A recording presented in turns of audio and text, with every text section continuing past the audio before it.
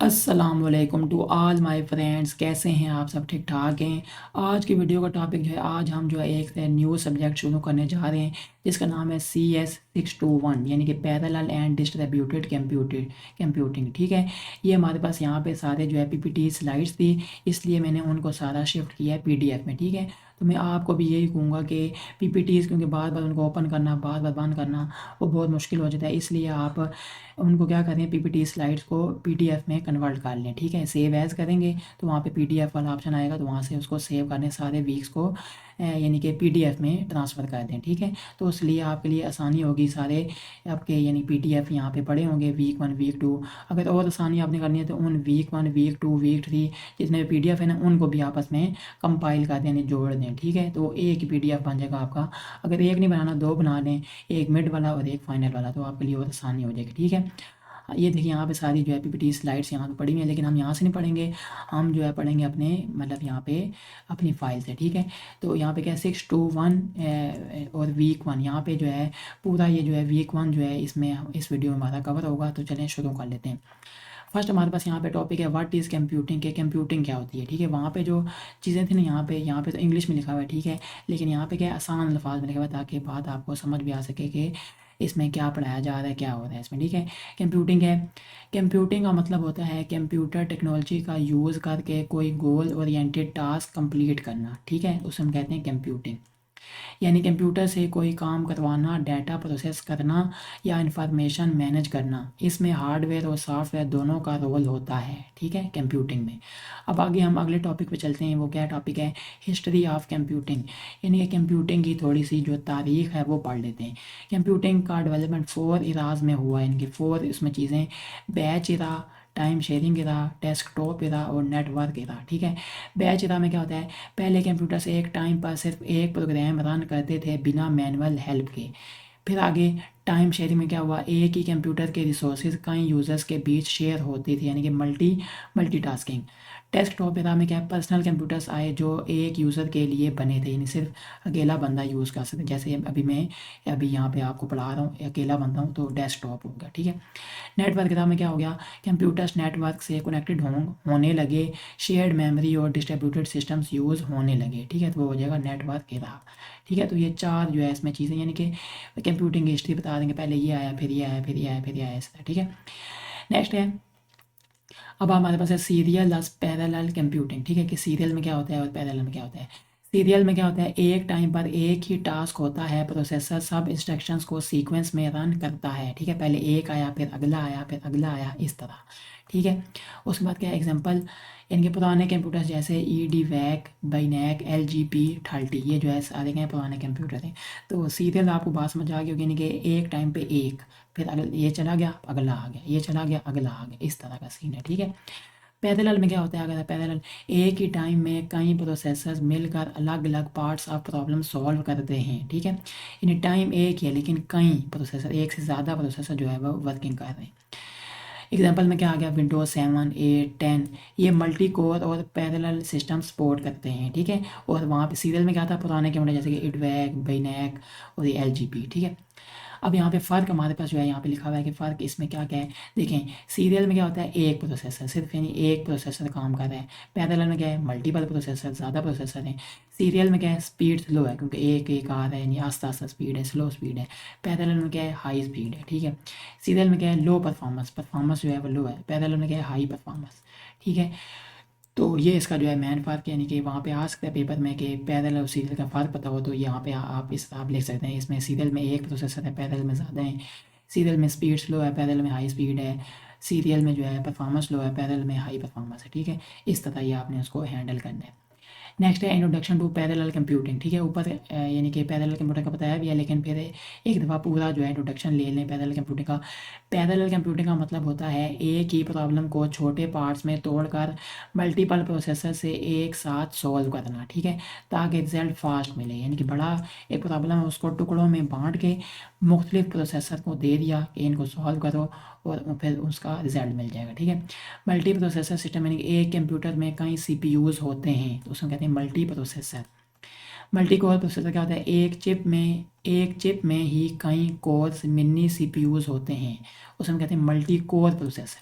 यानी एक चिप है, उसके अंदर कई कोर्स यानी कि उसके अंदर जो है मिनी सीपीयूज होते हैं, तो वो क्या होता है हमारे पास multi core processor.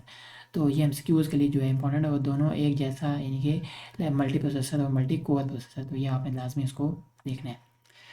Parallel computing हर जगह यूज़ होता है, जैसे high performance computing HPC, cluster computing, scientific task etc. Parallel computer हर जगह इस्तेमाल होता है। हाई परफॉर्मेंस कंप्यूटिंग में एचपीसी, क्लस्टर कंप्यूटिंग में साइंटिफिक टास्क हर जगह इस्तेमाल होता है parallel computing.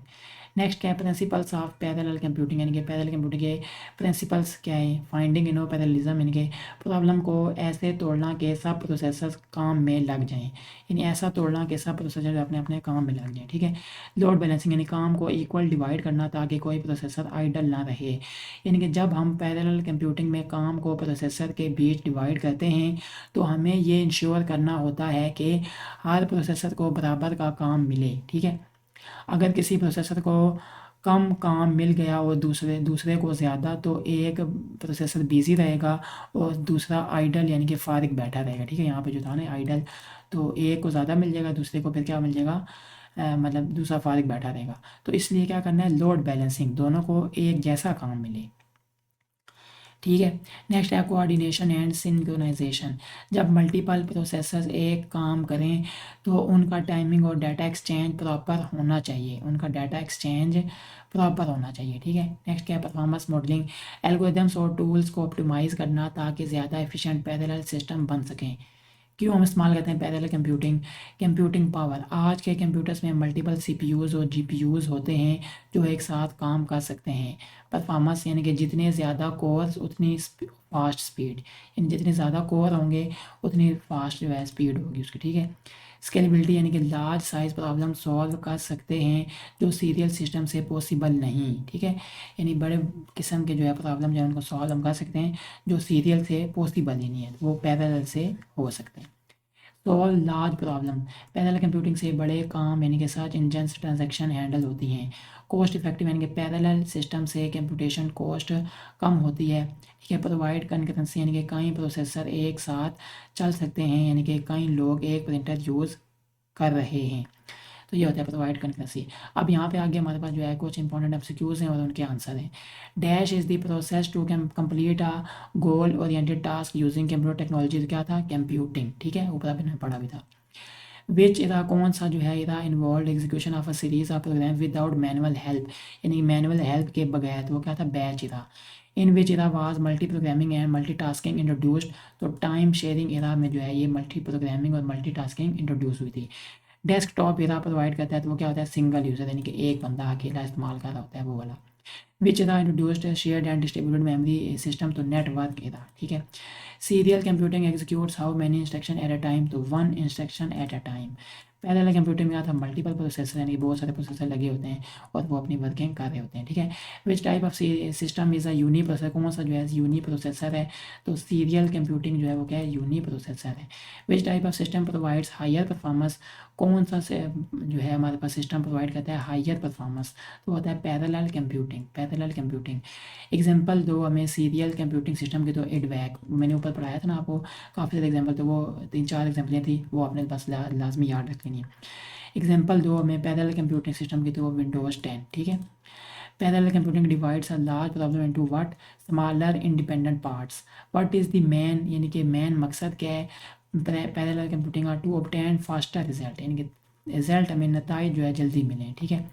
What does a multi processor system contain, multi processor का मतलब क्या है, मोर देन वन सीपीयू, एक से ज़्यादा सीपीयू। और मल्टी कोर प्रोसेसर का मतलब क्या है, a single chip with multiple cores, एक सिंगल चिप बहुत सारी कोर्स के साथ, ठीक है। Which principle of parallel computing focuses on divide work equally, तो लोड बैलेंसिंग उसमें कहते हैं, ठीक है। Which principle deals with managing timing among multiple processors, synchronization, ठीक है। What is the process of improving algorithm for super computer called, उसमें कहते हैं परफॉर्मेंस मॉडलिंग, ठीक है। विच feature of parallel computing allows solving very large problem efficiently, scalability. Parallel computing helps reduce what, तो computation cost, ठीक है। तो इनके पैरेलल कंप्यूटिंग जो है वो मदद करता है, रिड्यूस कम करता है किस चीज़ को, कंप्यूटेशन कॉस्ट को कम करता है पैरेलल कंप्यूटिंग, ठीक है। तो यहाँ पे हमारे पास जो है ये वीक 1 जो है ये CS621 का जो है यहाँ पे एंड होता है। तो उम्मीद है ये आपने जो है काफ़ी सारी चीज़ें इसमें सीखी होंगी, और मुझे लाजमी आपने कमेंट करके बताना है कि वीडियो आपको कैसी लगी है। अगर वीडियो अच्छी लगी है तो लाजमी वीडियो को लाइक भी करें, चैनल पर अगर आप नहीं हो तो लाजमी सब्सक्राइब कर दें। तो इंशाल्लाह नेक्स्ट वीडियो में हम आपके साथ मिलेंगे। अस्सलाम वालेकुम रहमतुल्लाहि व बरकातहू।